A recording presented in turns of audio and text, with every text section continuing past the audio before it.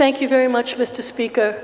Brothers and sisters of this House of Representatives, I strongly urge you to vote down the amendment as proposed by Representative Tansy, and I enthusiastically support the rule dealing with sexual harassment.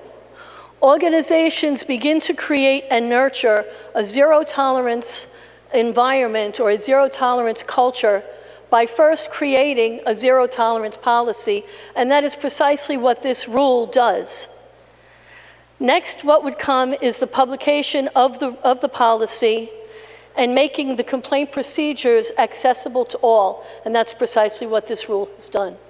It's given us an opportunity to go to an inside organization.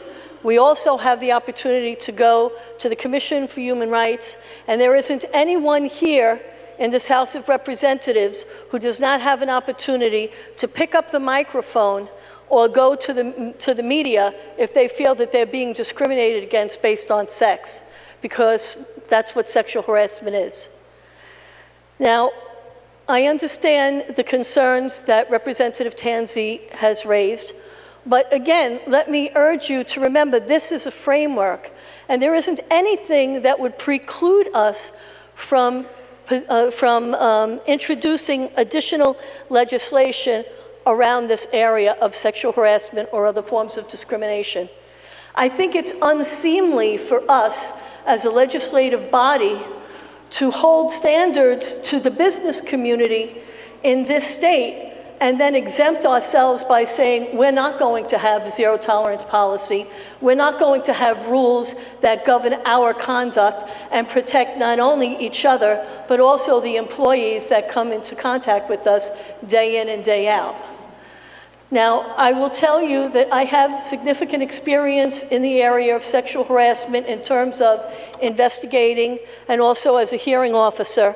I have a total of 35 years, 17 years of which was in the state of Rhode Island on the Rhode Island Commission for Human Rights as an administrative hearing officer. The rest of my time was in the federal government doing investigations. And I don't see any reason why we cannot support this. As I said, it is a framework.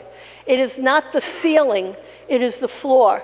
This is where we step out to do the business that so many of us had clamored for in the last legislative session. Let's take the first step. This is the first step. Thank you.